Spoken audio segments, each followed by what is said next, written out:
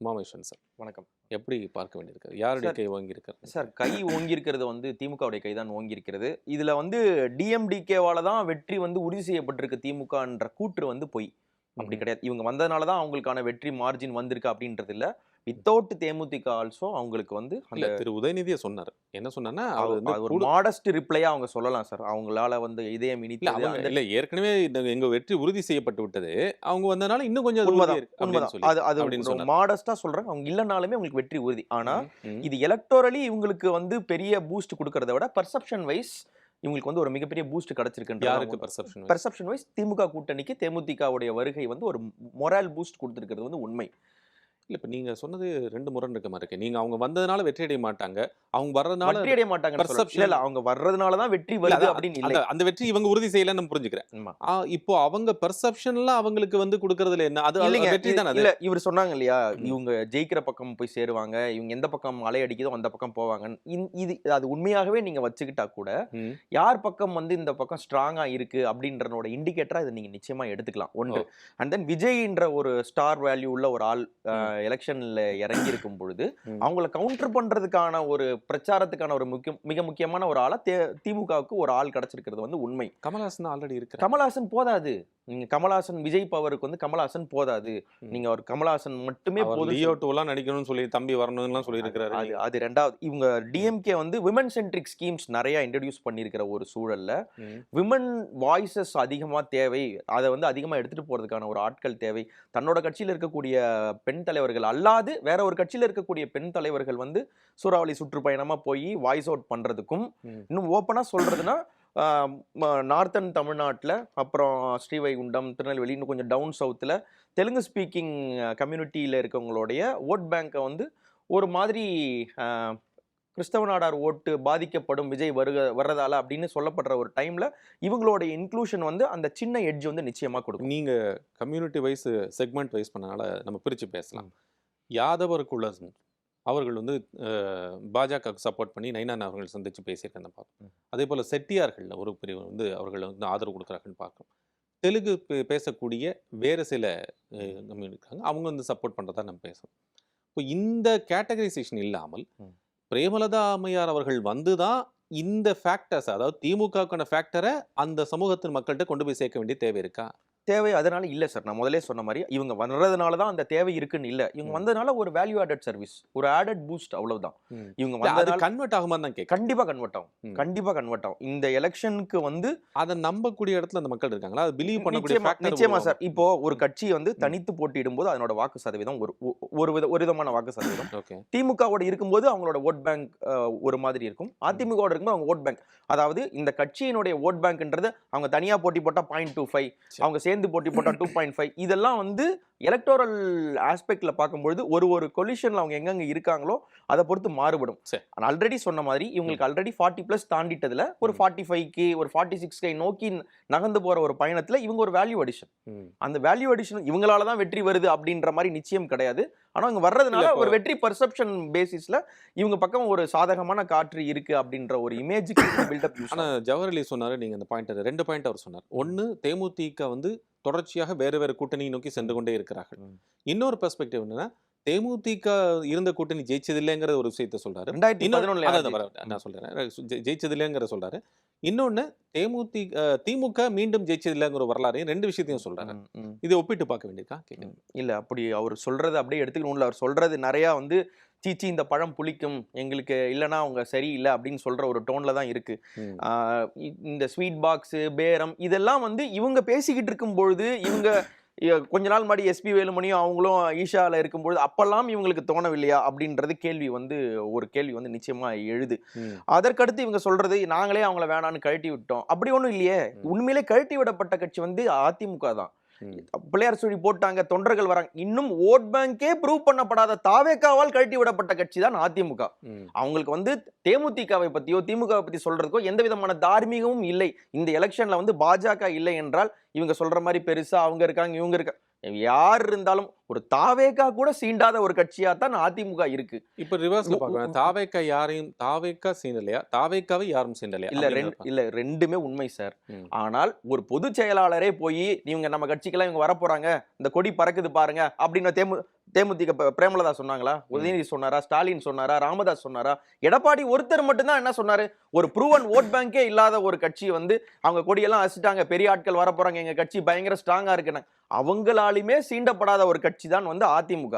அவங்க வந்து தேமுதிகவை வந்து சீண்டப்படாத கட்சி, இவங்க யாருமே கண்டுக்கலன்னு சொல்றது வந்து ஒரு வேடிக்கையான. ஒரே நேரத்துல தேமுதிக ரெண்டு பக்கம் பேசிட்டு இருந்தது கண்டிப்பா உண்மை. எல்லாருமே பேசுவாங்க சார். நான் இப்பயும் சொல்றேன், நீங்க அதிமுகவில் அதுல எங்க சிக்கல் வருதுன்னா உமாமேஸ்வரன், ஒரு ஒரு ஒரு கட்சி ஆல்ரெடி தொடர்ச்சியா ஒரு கூட்டணி இருந்து இன்னொரு கூட்டணி போறதுங்கிறது அந்த கட்சியோடைய தார்மீக உரிமை, அது யாரும் கேள்வி கேட்கறதுல. ஆனால் இந்த கூட்டணிக்கு வந்துருவாங்க, 22ஆம் தேதி அவங்க பேச்சுவார்த்தை நடந்து 21ஆம் தேதி பிரதமர் அவர்கள் வரக்கூடிய அந்த மாநாட்டுக்குள்ள எல்லாரும் ஒருங்கிணைத்து கொண்டு வந்துருவாங்க அப்படின்னு. So is a case with OPS அவர்கள் அந்த இடத்துலையும் அவங்க வந்து நகர்றாங்க இல்லையா? இது யூஷுவல் தானே சார். இது வந்து ஏதோ அவுட் ஆஃப் த ப்ளூ நமக்கு நடக்கிறது இல்ல. இப்போ திமுகவுடைய திருச்சி மாநாடெல்லாம் 2004ல எல்லாம் வைகோ கட் அவுட் எல்லாம் வச்சதுக்கு அப்புறமே கூட 3வது நாள் கட் அவுட் போயிட்டு ஒரு அதிமுகவோட சேர்ந்த சம்பவங்கள் எல்லாம் இருக்கு. நிறைய பேர் வந்து இந்த ஷிஃப்ட் இந்த இடத்துல இருந்து அங்க போனாங்க, எங்களுக்கு சரியான மதிப்பு கிடைக்கல, நாங்க எங்க இருந்து அங்க போனோம். இந்த கடைசி நேர ஷிஃப்ட்ஸ் எல்லாமே வந்து யூசுவலா நடக்கிறது தான். இது வந்து இதுதான் ஃபர்ஸ்ட் டைம் நடக்குது அப்படின்ற மாதிரி நிச்சயமா இல்ல. அந்த மூவ்மெண்ட் என்னைக்குமே நடக்கிறது தான். சொன்ன மாதிரி இதெல்லாம் வருவதற்கு முன்னாடியே வந்து ஒரு நல்ல ரேப்போ டிஎம்டிகேக்கும் டிஎம்கேக்கும் இருந்தது. அவங்க அதிமுகவோடு இணக்கமான போக்கில் இருந்தாலும் கூட அவங்க தொடர்ச்சி விமர்சனம் வைக்கிறாங்க. ஆனா நான் சொல்றேன், 2021ல உதயநிதி ஜெயிச்ச உடனே நேரா போய் விஜயகாந்தை போய் பார்த்து நான் ஜெயிச்சதுக்காக ஆசி வாங்கிக்கிறேன்னு சொல்லிட்டு நேரடியா போய் அவரை சந்திக்கிறார். ஒன்று. அடுத்து விஜயகாந்தோட இறுதி யாத்திரை அந்த நிகழ்வுல வந்து இவங்க உடனிருந்து பங்கேற்கிறாங்க. அப்பயும் பிரேமலதா அம்மையார் வந்து நான் அதுக்கடுத்து ஒண்ணு சொல்றேன். அதற்கடுத்து வந்து இந்த 2024 தேர்தல் முடிஞ்சதுக்கு அப்புறம் ஒரு முறையற்ற கோரிக்கையை வைக்கிறாங்க. ஒரு எலக்டோரல் பாலிடிக்ஸ்னா ஒரு திமுகனா அதிமுகவை தோற்கடிக்கும், அதிமுக திமுகவை தோற்கடிக்கும், அந்த முனைப்போடு தான் செயல்படும்.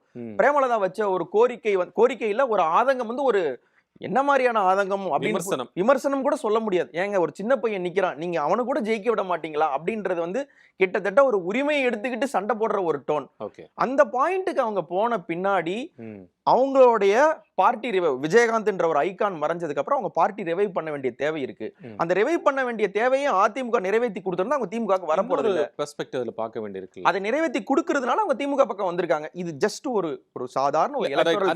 நான் புரிஞ்சுக்கிறேன், எலக்டோரல் வந்து ஒரு மூவ்மெண்ட் நம்புறேன். ஆனால் விஜயகாந்த் அவர்கள் இருந்த வரைக்குமே என்னன்னா திமுக பக்கம் எந்த விதத்திலுமே சாயல. இதுக்கும் வந்து திரு ஸ்டாலின் அவர்கள் வந்து மோடியா லேடியா நான் இருக்கும் வரை இந்த தவறு செய்யவே மாட்டேன்னு சொன்ன ஜெயலலிதா இருந்த வரைக்கும் அவங்க பாஜக கூட தான் சார் போல. அப்புறம் ஏன் சார் பாஜக கூட போய் நிக்கிறாங்க? இல்ல அப்போ அவங்களுக்கு ஒரு தேவை இருக்கு இல்லையா? பிரீசிடென்ஸ் இருக்கு அதிமுகவுக்கு. ஆனா தேமுதிகவுக்கு வந்து பிரீசிடென்ஸ் இல்ல. ஒண்ணு. ரெண்டாவது, அவர் கட்சி ஆரம்பிச்சது 2009 பிரதமர் அவர்கள் மோடியாக வர வேண்டும் என்று 2014 முன்னாடி அவர் வந்து தமிழ்நாட்டில் சுற்றுப்பயணம் திரு மோடி அவர்கள் பண்ணுகின்ற போது அப்ப இவர் கூட இருந்தார்.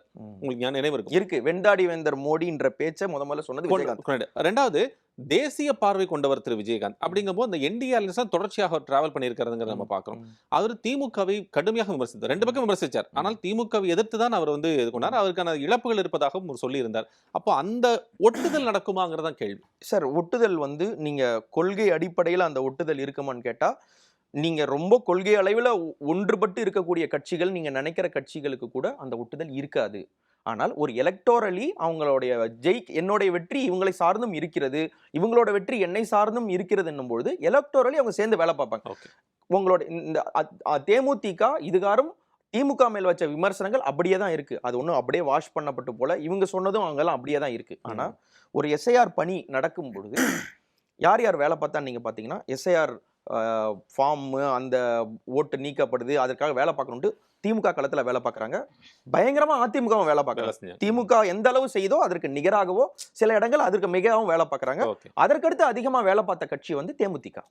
அப்போ அந்த தொண்டர்களுடைய ஒருங்கிணைவுன்றது வந்து இப்போ யாருமே வேலை பார்க்காத ஒரு தாவேகா மாதிரியோ, அந்த எஸ்ஐஆர் ஒரு கண்டுக்காத பாஜக மாதிரியோ அல்லாமல், குறைவாக செயல்பட்ட காங்கிரஸ் மாதிரியோ அல்லாமல், மூன்று முக்கியமான கட்சிகள் நீங்க எடுத்துட்டீங்கன்னா அதிமுக, திமுக, தேமுதிக இருக்கு.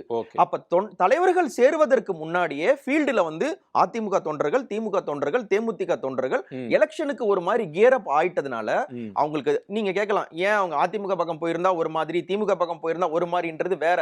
அவங்க எலெக்ஷனுக்கான ஒர்க் ஆல்ரெடி ஸ்டார்ட் பண்ணப்பட்ட அந்த மொமெண்டம் ஆல்ரெடி அவங்களுக்கு இருந்தது. இப்ப டைரக்ஷன் கிடைச்சிருக்கு, அவ்வளவுதான். இப்ப இந்த தேமுதிகவின் காங்கிரஸ்க்கு செக் அப்படின்னு ஒரு பாயிண்ட் வந்து இப்போ இங்கே பேசணும். அதை பற்றியான உங்களுடைய பார்வை சார். ஒரு செக் இருக்கானா செக் இருக்கு சார், அது செக் இல்லாமலாம் இல்லை. ஆனால் இது வந்து நீங்கள் வந்துட்டீங்க அதனால நீங்கள் காங்கிரஸ் இனிமே கூட்டணிக்கு தேவையில்லைன்ற மாதிரியான செக் இல்லை. ஒரு விதமான நெருக்கடி, அந்த நெருக்கடி ஒரு அசௌகரியம் இருந்தது இல்லையா. இவங்க சொல்ற மாதிரி அந்த பெரிய லீடர்ஸ் இல்லாத ஒரு சாதாரண கேடர்ஸ் இதுக்கும் மத்தியில் இருக்கக்கூடிய லீடர்ஸ் வைக்கிற அந்த ரேபிள் ரவுசிங்கை வந்து கொஞ்சம் கண்ட்ரோலுக்கு கொண்டு வர்றதற்கு நீங்க இல்லைன்னா கூட எங்களுக்கு ஒரு ஆல்டர்னேட் இருக்கு, பேலன்ஸ் பண்ணிக்க வருதுன்ற ஒரு செக் வந்து நிச்சயமாக இருக்கு. அதுல வந்து எந்தவித டவுட்டுமே கிடையாது. ஆனா இவங்களோட வருகை வந்து இது வந்து காங்கிரஸை வெளியே தள்ளுவதற்கான சமிக்ஞை நம்ம நிச்சயமா எடுத்துக்க முடியாது. டிஎம்டிகேவோட வருகையினாலுமே வந்து இப்போ நாளைக்கு வந்து விருதுநகர்ல வந்து காங்கிரஸ் போட்டி போடுறாங்கன்னு வைங்களேன், தேமுதிகவுடைய பலமும் சேர்ந்து காங்கிரஸும் தான் வெற்றி பெற போகிறது. சோ இன்டர்ன் வந்து அது காங்கிரஸையும் தான் எம்பவர் பண்ணுது, அந்த ஒரு ஈக்குவேஷனால காங்கிரஸும் தான் பலன் அடையுது என்னும் பொழுது இது அவங்களுக்கான எலக்டோரல் செக் கிடையாது. மாறாக கூட்டணி கட்சி வந்து ஒரு நிர்பந்தம் வச்சுக்கிட்டே இருப்பாங்க இல்லையா, அந்த செக் அண்ட் பேலன்ஸ்க்கான நம்பர்ஸ்ல ஏதாச்சும் சேஞ்சஸ் இருக்குன்னு நினைக்கிறீங்களா? நம்பர்ஸ்ல நிச்சயமா சேஞ்ச் இருக்கும் சார். காங்கிரஸ் கேட்ட 40 நிச்சயம் கிடைக்காது. இது வந்து ஒரு 20ல இருந்து ஒரு 25 26 அந்த மாதிரி தான் போகுமே. ஏற்கனவே போன வருஷம் இருந்தது, போன டைம்ல இருந்ததா இவங்க கேட்கிற அந்த 40 நிச்சயம் போகாது. மேபி 26க்கு கீழே வேணா போகலாமே ஒழிய நான் எல்லாரையும் அகாமடேட் பண்ற ஒரு சூழல் இருக்குன்னு சொல்லி அவங்க போகலாம். ஒன்று. இன்னொரு ப்ராபபிலிட்டி, திமுகவே அவங்க கண்டெஸ்ட் பண்ண சீட் எண்ணிக்கையிலிருந்து ஒரு 10 15 கூட குறையறதுக்கான வாய்ப்பு இருக்கு. இல்ல அதுக்கான பாசிபிலிட்டி வேணும் தானே. ஏன்னா லாஸ்ட் டைமே 170 நின்னாங்க, 133 அவங்க ஜெயிச்சாங்க. சோ எப்பவுமே ஒரு பஃபரா எப்பவுமே ஒரு 25 to 30ங்கறத வச்சுக்குவாங்க. ஒரு சின்ன வாய்ப்பு இருக்கு. எல்லாரையும் அகாமடேட் பண்ணணும், இத்தனை பேரை கூட்டு வரதுனால பண்ணணும்னு அவங்க இந்த தாராள மனதோட யோசிக்கிறாங்க, அந்த வாய்ப்பு இருக்குதான். ஆனா இது வந்து அவுஸ்டிங் காங்கிரஸ் அவுட் ஆஃப் அலையன்ஸ் அந்த விஷயத்தை நோக்கி இது நகரும் நான் நினைக்கிறேன். 2006 மாதிரி ஒரு வாய்ப்பு இருக்கக்கான வாய்ப்பு இருக்கு. 2006 மாதிரி போகாது சார், நிச்சயமா 2006 மாதிரி போகாது. அது தேமுதிக இல்லனாலுமே காங்கிரஸ் இல்லனாலுமே அந்த 2006 சினாரியோவுக்கு போகாது. அந்த அளவுக்கு திமுக பயங்கர ஸ்ட்ராங்னு நான் வந்து சொல்ல வரல. ஆனா அப்போசிஷன் இதை விட பயங்கர வீக்கா இருக்காங்க. 2006ல இருந்ததை விட இப்ப அப்போசிஷன் பயங்கர வீக்கா இருக்கிறதுனால இவங்களுக்கு ஒரு எலக்டோரல் எட்ஜ் கண்டிப்பா இருக்கு.